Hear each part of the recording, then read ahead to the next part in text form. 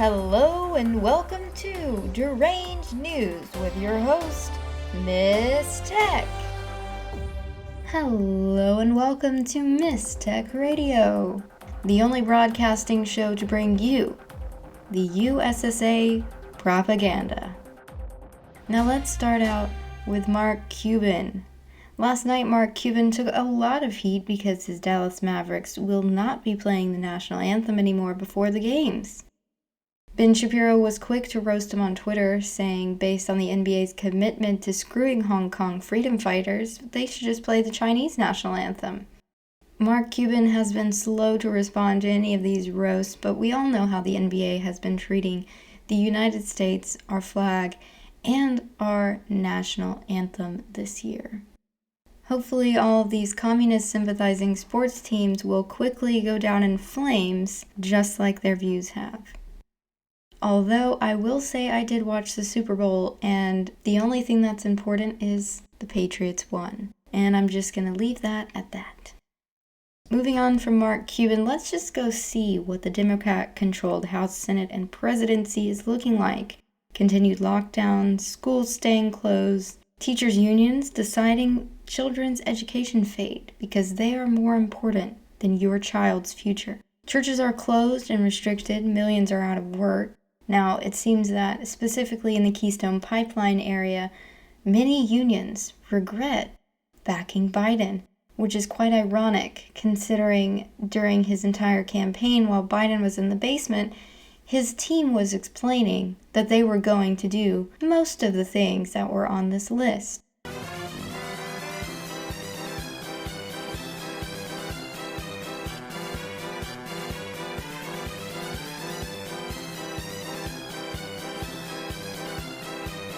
Including continued lockdowns, the Keystone Pipeline being shut down, billions of American tax dollars being sent overseas to things albeit considerably more important than economic relief to Americans, such as climate change and gender studies programs.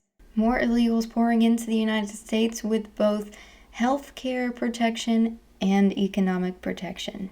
Now, what about those student loans? Did the cancellation for student loans ever happen, or is that not going to happen? Because I'm thinking it's probably not going to happen. And by the way, the $15 minimum wage probably won't be approved, thank goodness, because it would absolutely send small businesses out of business.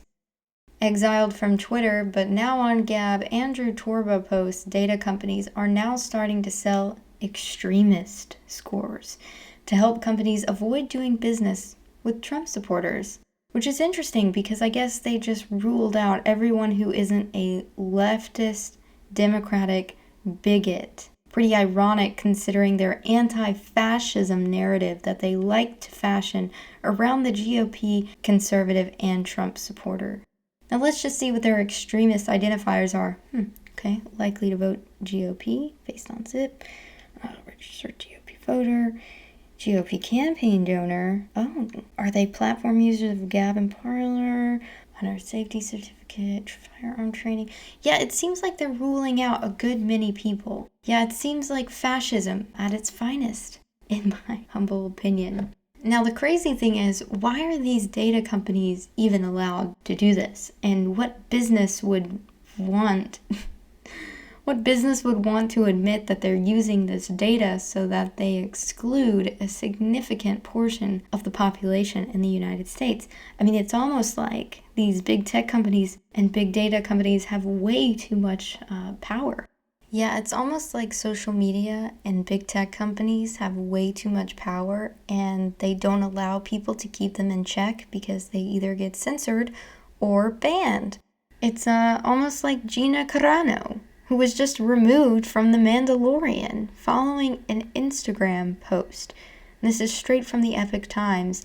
Actress Gina Carano is stripped from her role in the TV series The Mandalorian following a controversial social media post, according to a statement from the television production company Lucasfilms. The company spokesperson said that her social media posts denigrated people based on their cultural and religious identities, even though what she was saying was exactly what they did to her.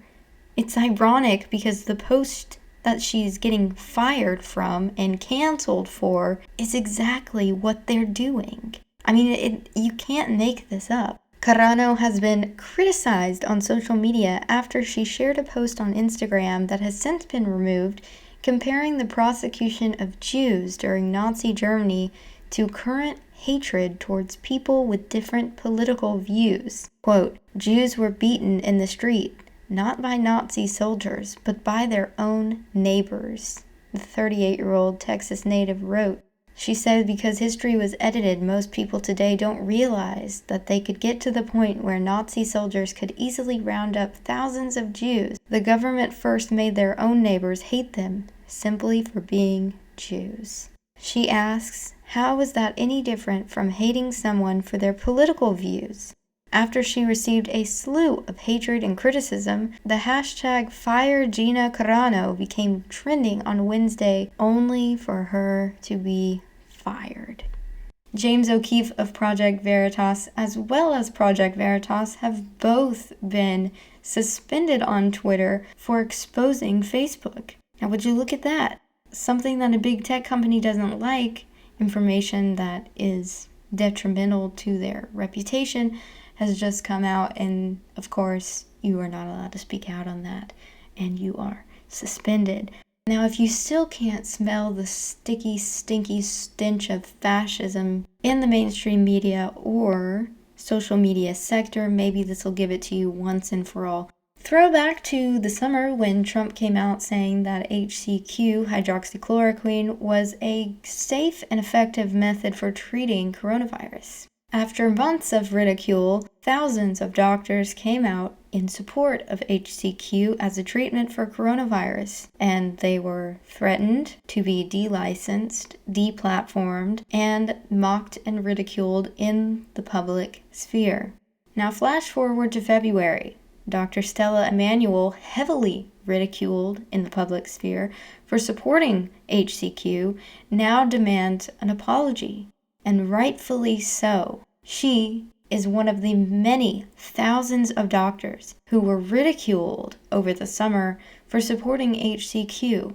Now, conveniently, after January 20th, the WHO decides to scale down the sensitivity of the rapid test, causing test numbers to drop significantly, cases to drop significantly. Corrupt governors and mayors decide to open up their cities again after months of their constituents begging them to open up.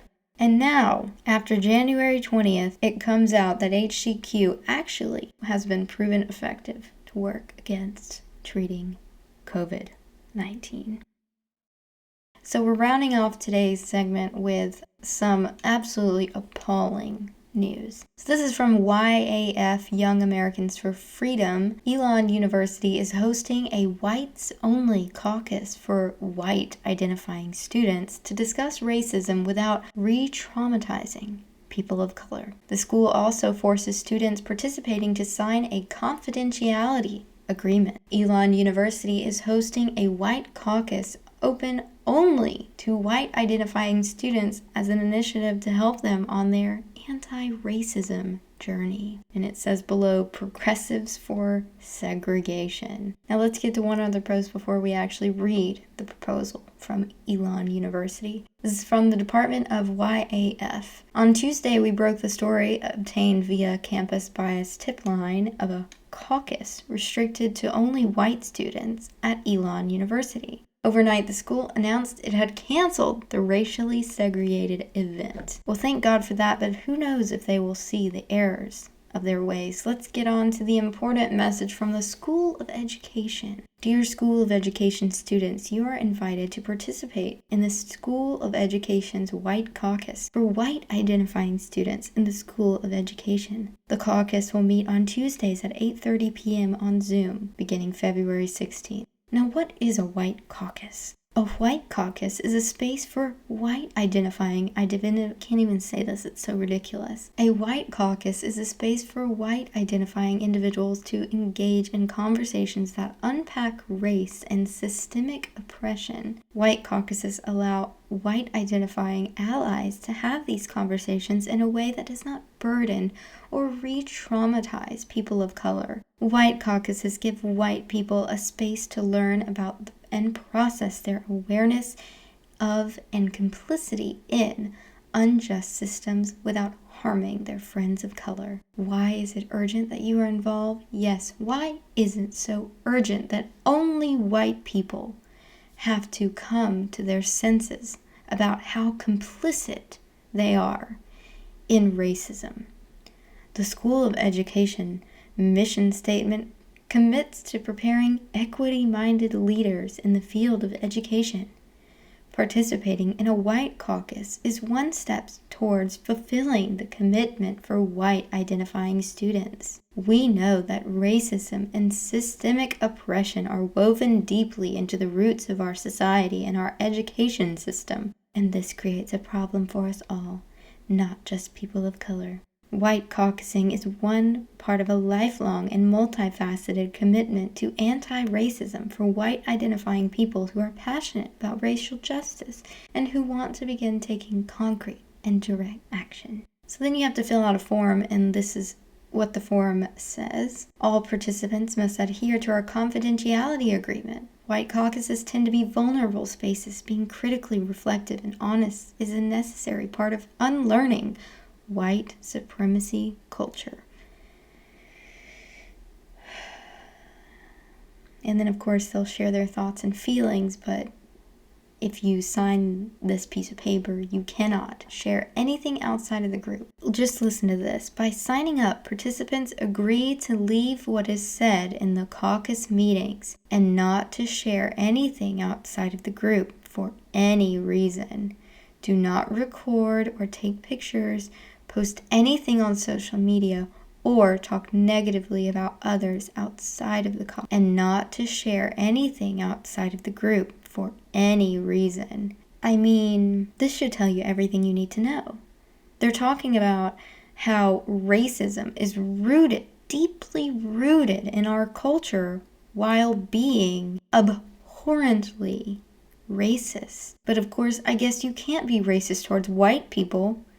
No, that's not called racism. That's called anti-racism. You see, they have it right there on the paper. It's anti-racist to be completely racist to white people and make them go into a space so that they can learn how racist they actually are. Don't you see? Don't you understand? That's what we need in our university system. So I'm just curious when people are going to have enough of this university bull crap, because this is what's going to happen in more than just Elon University, which I've never even heard of. But this is probably going to happen, if not already happening, in other universities across the country. Why? Because this is the exact cesspool of toxicity that is in the university system right now. I mean, this is it. In a nutshell, this is what being on campus in the 21st century is like. I would know. I just left. It was disturbing. It was infuriating having to listen to crap like this all the time. It was mind-numbing. And people actually believe it. You know, you may think that we all just sit back and laugh at how ridiculous this is, but that's actually not true. For every one of me, there are 3 more who say, you know what, there's no evidence that I'm racist. I've never been racist. I've never heard my parents be racist. But I think we're all racist because we're white. Everyone I know is a white supremacist. I must learn. I mean, that is legitimately what they say. And they go to things like this, and then they come home during holidays, and then they accuse their whole family of being racist, bigot. I mean, literally, this is the seed that has been sown for years. I'm sure you know how disgusting and disturbing this is. But my sister-in-law actually received a message from her school. She's a teacher, and she received an email saying that Black teachers need more understanding right now during the pandemic because they are affected more than anyone else, and Black teachers really need people to reach out and help them during this time right now. Now, I don't care about helping people. That's great. I'm all about helping people. It's just, why is it only one group of people? I mean, come on. In other news, teachers' unions say that apparently it's white supremacy for schools to be open during the pandemic. Yeah, you heard that right. White supremacy for schools to be open during the pandemic. Why am I not surprised? If that doesn't make your head explode, then maybe this next one will. I'm leaving you with a real doozy here. Now, this is from the Washington Examiner. In an effort to be trans-friendly, a hospital is advising nurses to no longer use words such as breastfeeding and breast milk. Yes, human milk and chest milk are more acceptable terms for midwives to use. Now, folks, this really blows my mind in a couple of ways, because if you are a biological female, transgender, which means you identify as a male, then why are you using your biological female genitalia to reproduce? Does that mean that you kept your breasts that produced breast milk? I'm just confused. If you identify as a male, then how and why are you having a baby with your female genitalia? Although most female to male transgender get their female genitalia removed. Now, if it's the other way around and you are a biological male to female transgender, biologically speaking, and I'm following the science here, men don't produce breast milk, nor do they have ovaries, nor a womb. So who is this offending other than this guy who thinks he's doing something important? I mean, I guess I'm just confused as to what that baby is doing, because it's sure not getting any nutrients, and that is the purpose of breastfeeding, is to give nutrients to your baby. And it's kind of weird that this man is enjoying this baby sucking on his milk-deprived nipple, because his other nipple is hard as a rock. So, I mean, genuinely, what is the point of this?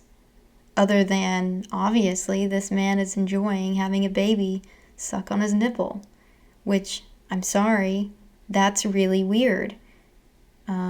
Most women breastfeed to give nutrients to their baby, probably not because they just want something to suck on their nipple. That's kind of sexualizing a baby, but anyway, that's all I'm going to give you today. I think that's enough to drive any sane person crazy. And until next time, I will see you in the next video.